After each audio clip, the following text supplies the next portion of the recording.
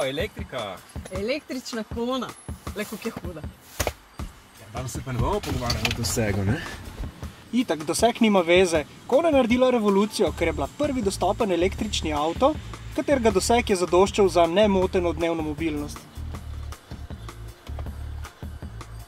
Iskavaš rokavice s sabo. Boš videla.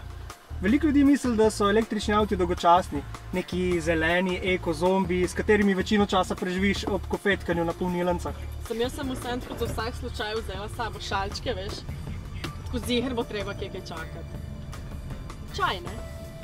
Baterija ima kapaciteto 64 kWh, kar ob normalni vožnji pomeni približno 400 km dosega, pa še malo dinamike si lahko privoščimo.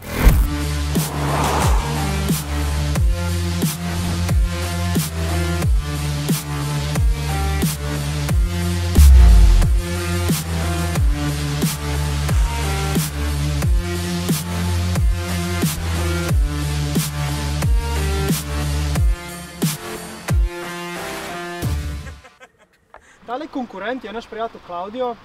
Njegov oče je eden izmed prvih lastnikov električne kone v Sloveniji. Ja, mogoče, ja.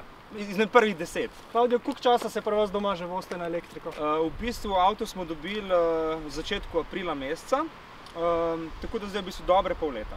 Moj oče si je od zmeraj želel električni avto in v bistvu prvi pogoj mu je bil, da avto doseže relacijo Novo mesto, Izola in nazaj z enim polnjenjem.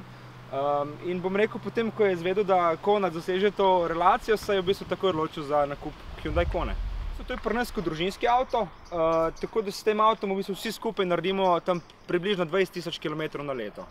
Investicija se torej splača, se ne splača? Ja, to je v bistvu od vsakega posameznika odvisno. Mora si vsak preračunati, koliko kilometrov dela, koliko bo lahko doma polnil, koliko bo mogel polniti na drugih polnilnicah.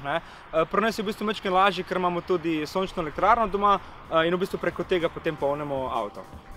Voziti kono pol leta ali pa voziti kono en teden je velika razlika, smo pa kljub temu ugotovili, da je kona zelo kvalitetna na veliko področjih.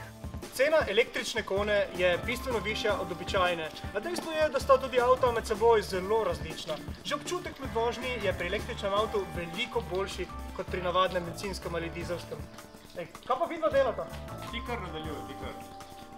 Razlike imamo tudi v notranjosti. Sredinska konzola je dvignjena, tukaj upravljamo menjalnik, ponuja pa tudi odlagalna mesta, ki jih je tukaj roko na srce v izobilju. Kone je dokaj enostavno ločiti tudi na zunaj. Od zadaj boste opazili, da manjka izpušna cev, tukaj imamo tele aerodinamične dodatke, potem pa od strani seveda ni lopute za dotakanje goriva, potem imamo posebna 17-palčna aerodinamična aluplatišča. K boljši aerodinamiki pa prispeva tudi tale zaprta maska.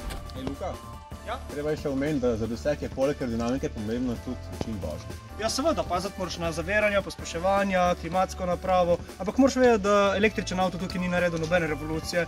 To je čisto enako kot pri kakšnem bencinarju ali pa dizlu. Tako da bojazen, da bi vas zeblo v noge, zato ko morate paziti na doseg po zimi, je po mojem odveč. Pri dosegu nam pomaga tudi učinkovita rekuperacija, njeno jakost pa prilagajamo s tema obvolanskima ročicama.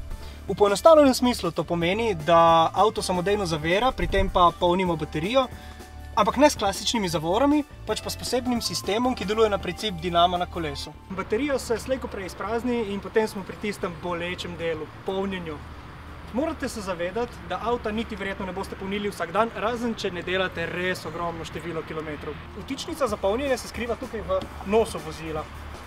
Polnjenje na hitri polnilnici lahko poteka celo z močjo do 100 kW, kar pomeni, da bo zadeva kar hitro mimo.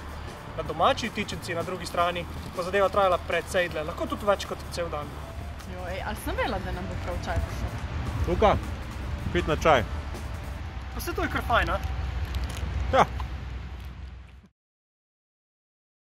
S katerim bi se lahko pripeljal z Novega mesta v Izolo in nazaj brez polnjenja. Tako. Si že posnel, imam že.